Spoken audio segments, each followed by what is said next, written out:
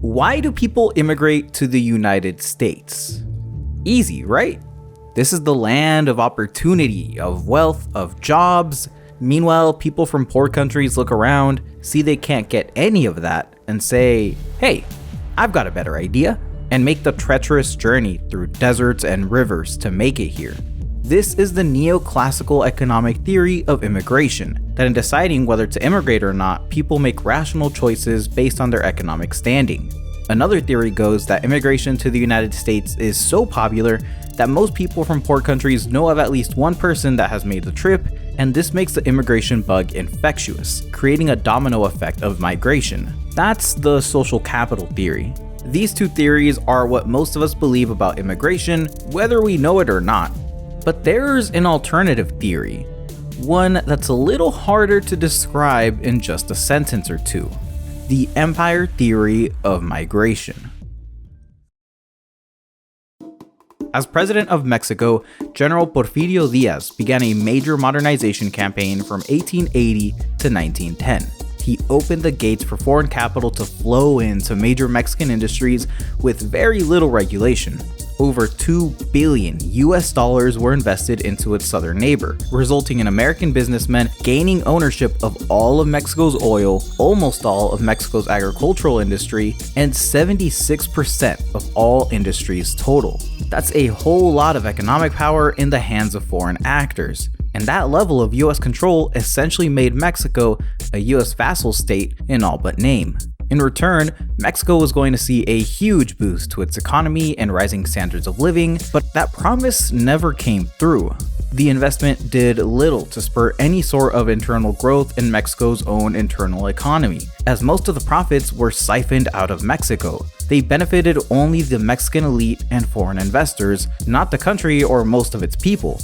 Not only did they not see the benefits of that US investment, modernization brought a whole lot of dislocation for indigenous and peasant communities.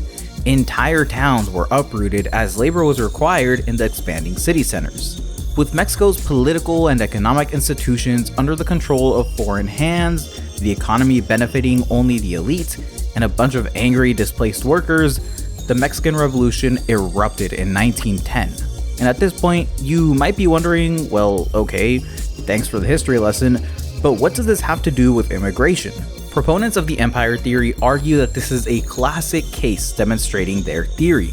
Foreign capital flows into a country not as an investment for one equal trading partner to another, but as an exploitative tool from empire to colony.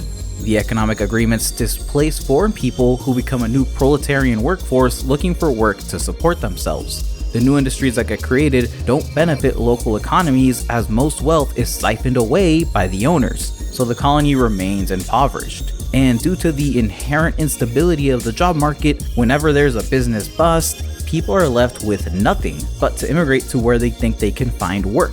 By the end of the Porfirio regime, immigration to the US had risen dramatically.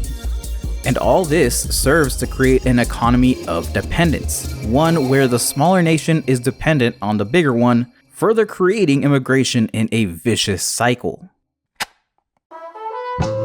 Where the empire theory differs from other theories is that instead of providing simple answers, like simple push-pull factors that increase or decrease immigration, or immigration causing immigration the more it happens, it takes a holistic view of the relationship between nations. Internal and international migration is the direct byproduct of political economic arrangements stemming from the conquest of a country's economic and political structures. This conquest is ultimately at the center of the United States' immigration crisis. Take the Bracero Program of the 1940s, for example. The story you might have been told in high school history, I know I was that during the Second World War, the United States had a major labor shortage. To support the fight against those who shall not be named because of demonetization, the United States and Mexico entered a trade agreement where Mexican workers would be shipped to the US as a cheap labor force, and the workers and Mexican government would receive a handsome payment in return.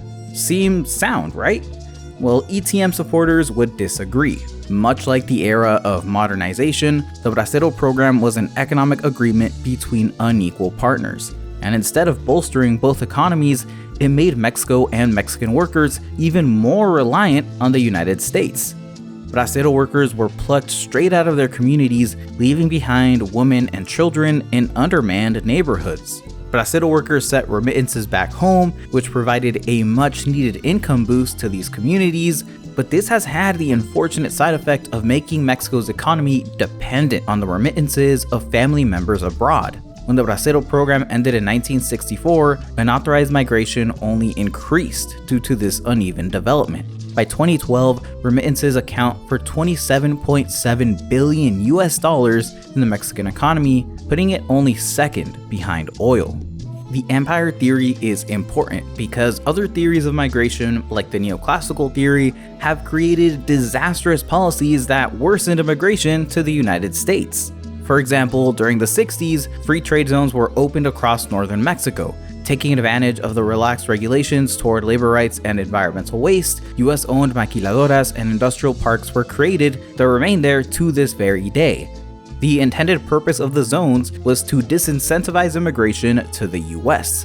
According to Neoclassical theory, more jobs in Mexico and tightened border security should incentivize Mexican workers to stay in their country. But that didn't happen. As the empire theory would have estimated, this created a strong upward flow of immigration. Since these free trade agreements were implemented, immigration levels have only increased, and exponentially at that. And as these US companies profited immensely, a little less than half of Mexico's population live in poverty.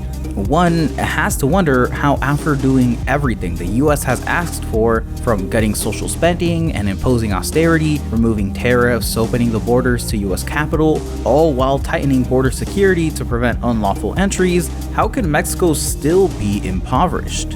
How can migration northward still be overwhelmingly high? Maybe proponents of the empire theory have uncovered some grains of truth. And as caravans continue to arrive from Honduras, Guatemala, and other Central American countries, it's worth asking, what's the empire been up to outside of Mexico?